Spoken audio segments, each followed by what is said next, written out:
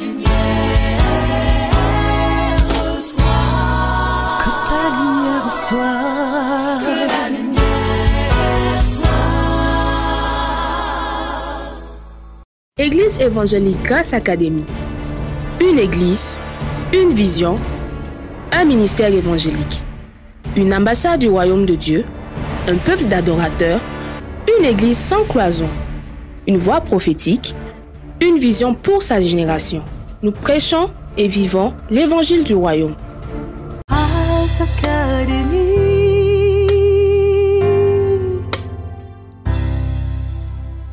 Le plus grand ennemi de l'homme, c'est pas le péché, c'est pas le diable, c'est l'ignorance. Et pour chasser l'ignorance, il faut que la lumière soit. Grâce Académie.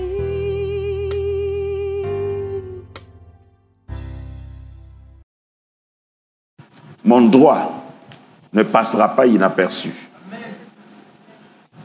Ce message, Dieu me l'a donné et je crois que c'est pour quelqu'un.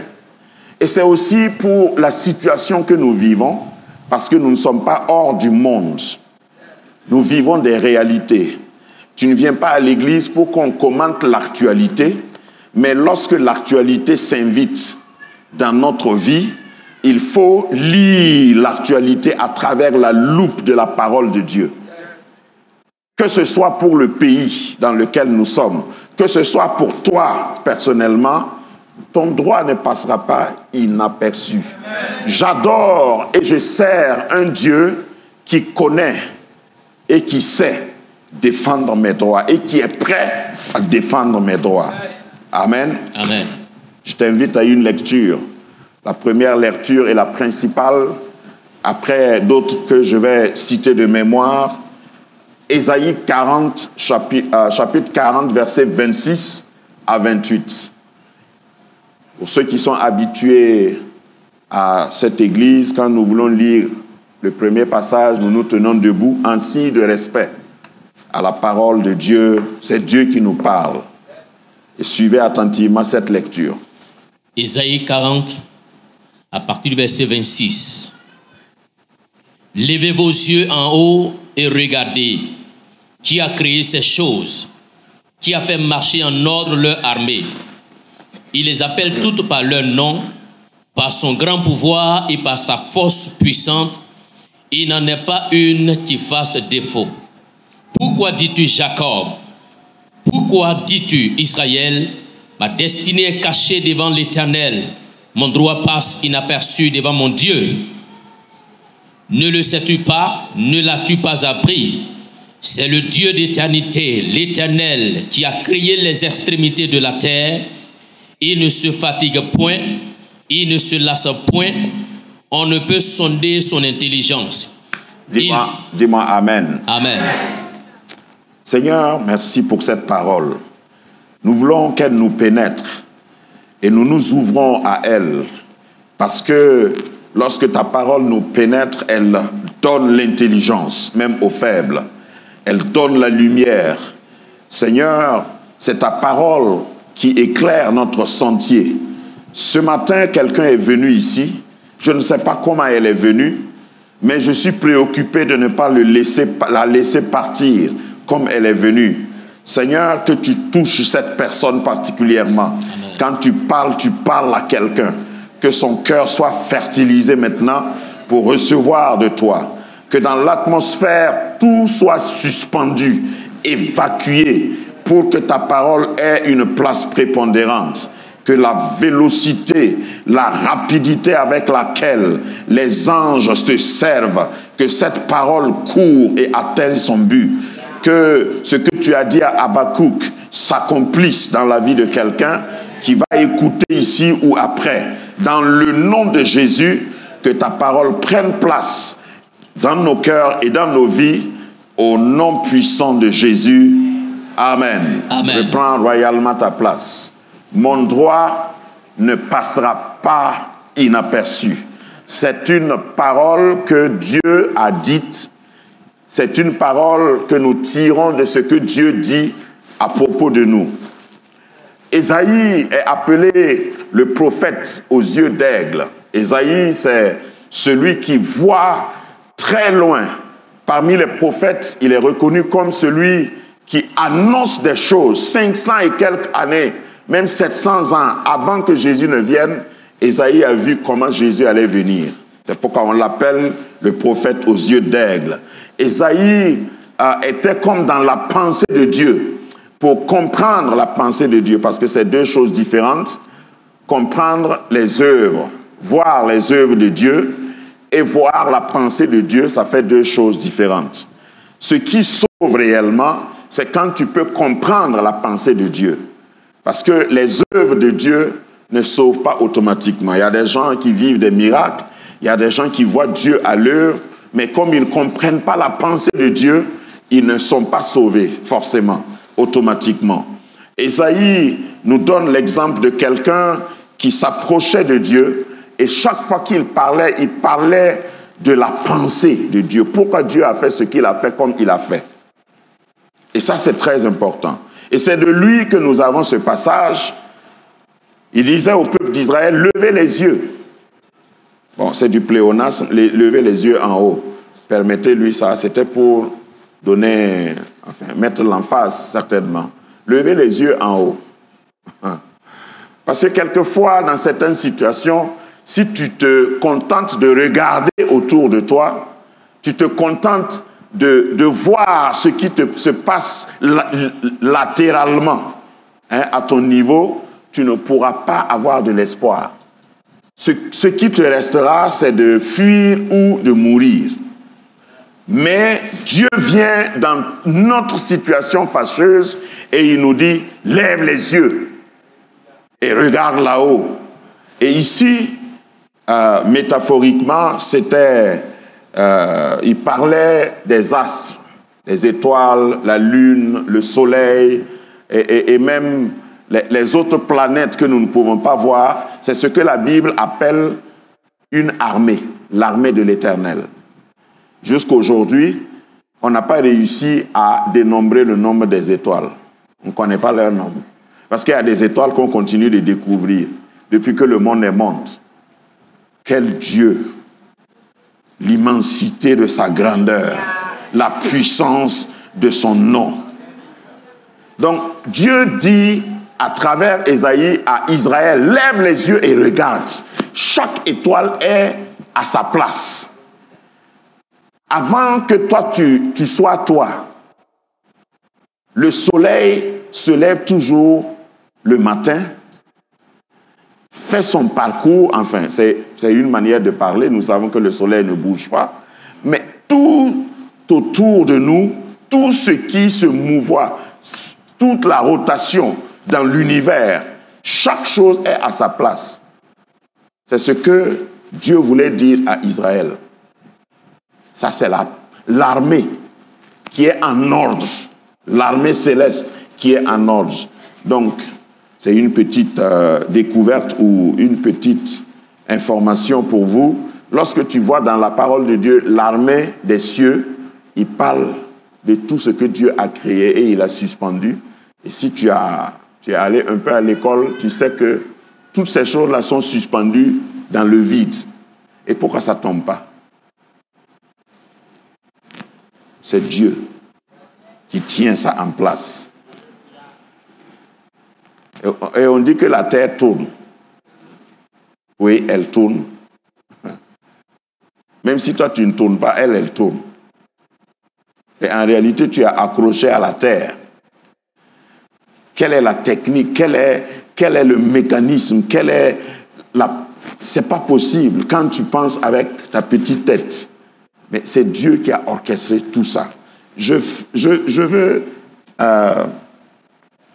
vais mettre la base pour que tu comprennes dans la pensée de ce texte que Dieu voulait demander. Tu penses que tes circonstances, ce qui se passe autour de toi, échappe au contrôle de Dieu. Quelquefois, tu penses, toi petit, parce que quand tu regardes l'armée des cieux, comme ça a été dit là, comparé à toi, le Dieu de l'infiniment petit et de l'infiniment grand. Parce que quand tu regardes les planètes, tu regardes les astres, toi, tu n'es rien. Tu penses que Dieu t'a oublié. Tu es plus facile, au fait, la morale de ce texte, c'est pour dire, c'est plus facile de te contrôler que de contrôler l'armée céleste. Donc, si Dieu peut gérer le plus grand là, c'est pas toi. Demande à ton voisin, tu as quel problème même? Devant un si grand Dieu, devant un Dieu omnipotent, un Dieu qui n'est jamais surpris, qui ne peut pas être surpris, tu as quel problème?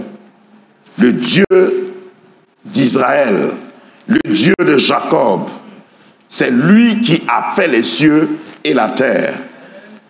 Et la portion que nous avons lue, le verset 28 dit, ne le sais-tu pas, ne l'as-tu pas appris? C'est le Dieu d'éternité, l'Éternel, qui a créé les extrémités de la terre.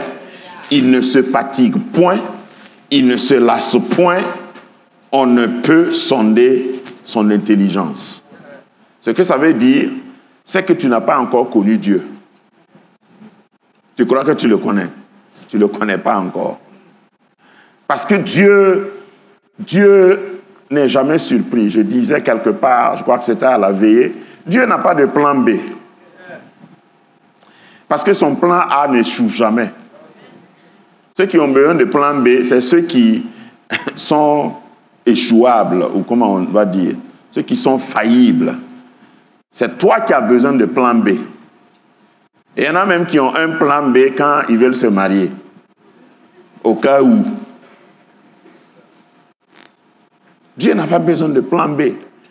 Dieu, quand il commence, quel que soit ce qui va arriver, son plan s'accomplira. Or, j'aime ce Dieu-là. Dieu prend toujours par surprise le diable. Il y a des situations qui peuvent arriver dans un pays. Et si vous suivez mon regard, il y a des situations qui peuvent arriver dans une vie. Et puis tout le monde, tous les observateurs, tous les analystes, tous les pronostiqueurs disent « Oh, c'est fini ». Alors que Dieu continue sans même broncher, sans consulter quelqu'un. Il continue d'exécuter son plan. Et à la fin, c'est son plan qui va s'accomplir. Tu n'as rien à craindre. Ton droit ne passera pas inaperçu. Maintenant, sur le plan personnel, ce passage m'interpelle. Tel que Dieu me l'a donné, je vous le rends. Dieu veut te dire qu'il t'a créé pour un but. Celui qui veut s'opposer à ce but-là, quand on dit ton droit, c'est ça. Hein? Ou bien vous voulez que je vous rappelle vos droits. En tant qu'enfant de Dieu, tu as des droits. Dis à ton voisin, est-ce que tu connais tes droits? Tu as des droits. Mon droit, c'est d'être la tête et non la queue. Ça, c'est un droit. Mon droit, c'est d'être en haut et jamais en bas. Donc, tout ce qui vient pour me dire que moi, je ne serai rien, je lui rappelle, je connais mes droits. Mon droit ne passera pas inaperçu. Des circonstances peuvent arriver pour me décourager, pour essayer de me perturber, me distraire. J'aime répéter, mon droit ne passera pas inaperçu. Si le diable conjugue avec des gens, s'il loue des hommes et des femmes autour de moi pour essayer de bloquer mon droit ne passera pas inaperçu. Et dans l'évolution de ce message, vous comprendrez. Parce que il y a des choses qui arrivent et l'homme va toujours être en erreur. La Bible dit que tout homme soit menteur et que Dieu soit vrai. Tout ce qui est circonstance autour de toi qui veut t'abattre, qui veut te faire croire que c'est fini pour toi, que ce soit causé par toi ou causé par une tierce personne, ou même causé par le diable ou un démon, il faut te rappeler que ton droit, Dieu veille sur ton droit. Et à la fin, j'ai lu la fin de ton histoire, c'est écrit que tu as gagné. Que tu es victorieux, victorieuse. Il n'y a rien à craindre. Je prendrai des exemples pratiques. Par exemple, dans Daniel chapitre 3, verset 20, Daniel 3, 20, il est question de ces jeunes Hébreux, la Bible dit Nebuchadnezzar. Sur quoi Nebuchadnezzar fut rempli de fureur et il changea de visage. Même si ton ennemi change de visage, rien ne se passera. Changea de visage, ça c'est pour montrer comment il était énervé, en courroux. Il regarda, il tourna ses regards contre Shadrach, Meshach et Abednego. Il reprit la parole et ordonna de chauffer la fournaise 7 fois. 7 fois plus qu'il n'en convenait de la chauffer. C'est quoi? Ça, c'est une situation. Chauffer 7 fois. C'est-à-dire, tu as déjà vécu, tu as déjà vu des gens vivre des situations, mais ils se sont arrêtés à 6. Pour toi, là, c'est arrivé jusqu'à 7. Quand je dis que Dieu intervient et tu ne peux pas supplanter, tu ne peux pas prendre au dépourvu notre Dieu, quand je lisais ce passage encore, quelque chose m'a dit, ah, 7 là, c'est le chiffre de qui? Il y en a qui ne connaissent pas leur Bible. Venez aux études bibliques. C'est à cause de ça. Au fait, il y a certaines choses, les savoirs, ça t'aide dans ton quotidien. 7. Moi, je ne peux pas lire le chiffre 7 comme je lis les autres chiffres.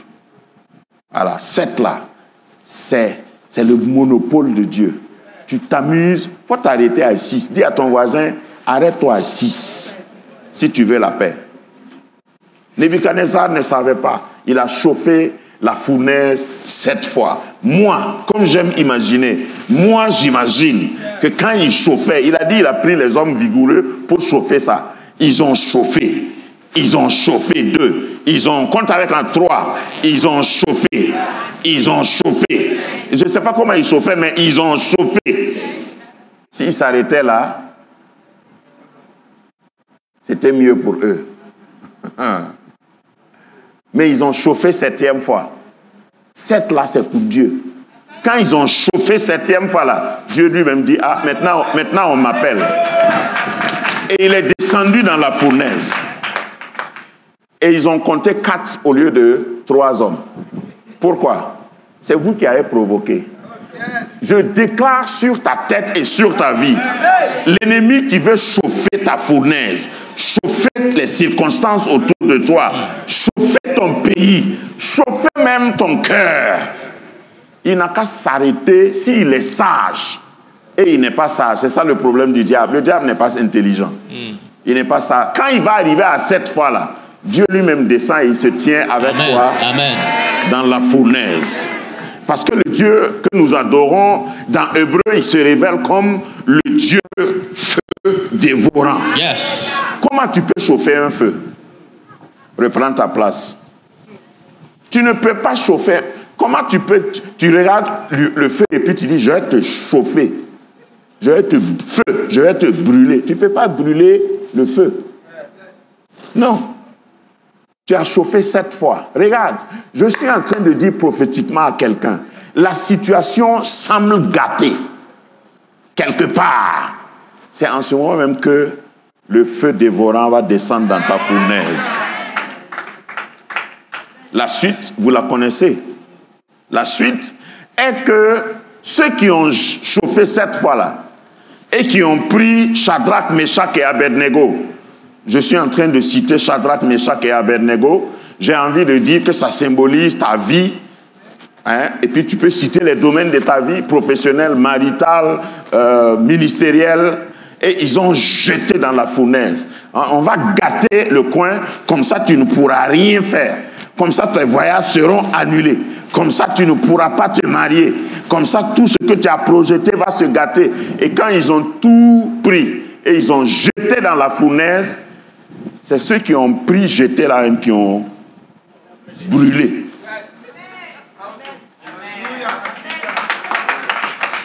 Regarde, Dans la fournaise, moi j'ai un service d'accueil qui m'attend. Yes.